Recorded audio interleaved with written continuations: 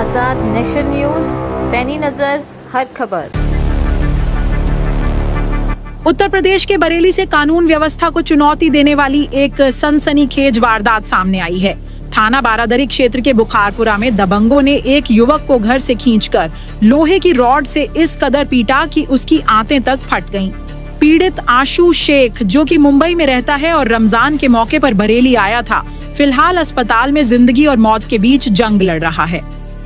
हैरान करने वाली बात यह है कि घटना के कई दिन बीत जाने के बाद भी बारादरी पुलिस ने अब तक कोई ठोस कार्रवाई नहीं की है।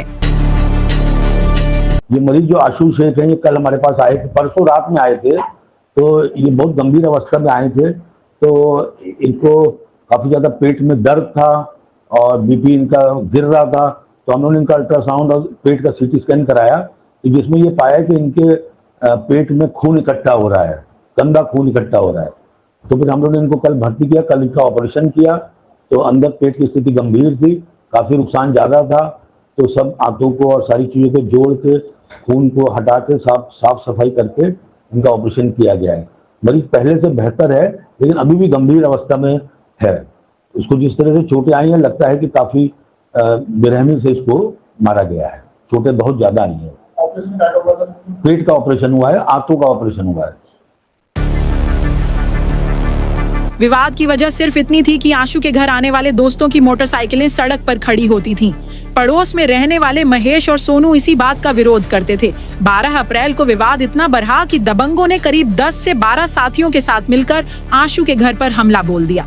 परिजनों का आरोप है कि हमलावर पड़ोस की छत से घर में घुसे, दरवाजे तोड़े और आंसू को खींचकर बाहर ले गए। लोहे की रॉड से उसे तब तक मारा गया जब तक वह बेहोश नहीं हो गया। पुलिस की भूमिका पर भी बड़े सवाल उठ रहे हैं।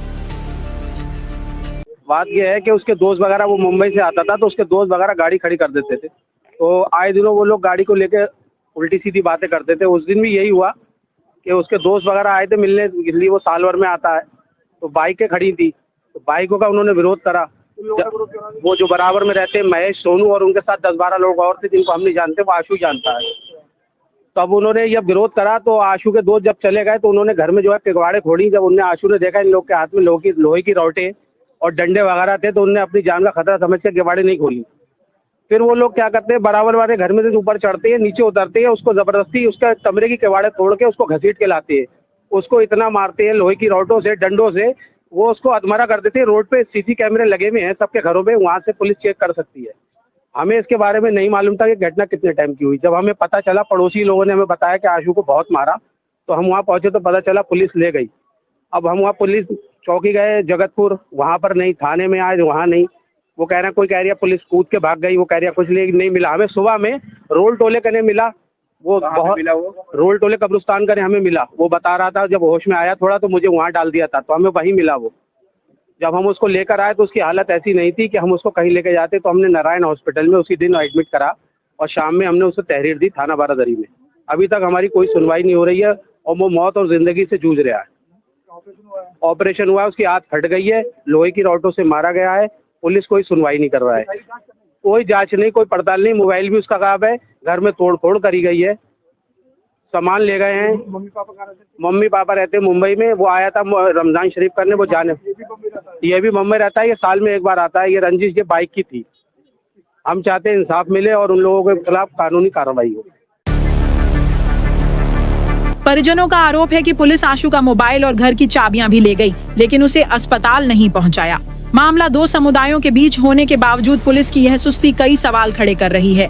एक तरफ पीड़ित आईसीयू में सांसों के लिए लड़ रहा है, तो दूसरी तरफ आरोपी अब भी पुलिस की पकड़ से बाहर हैं। अब देखना यह है कि मीडिया में मामला आने के बाद बरेली पुलिस प्रशासन नींद से जागता है या नहीं।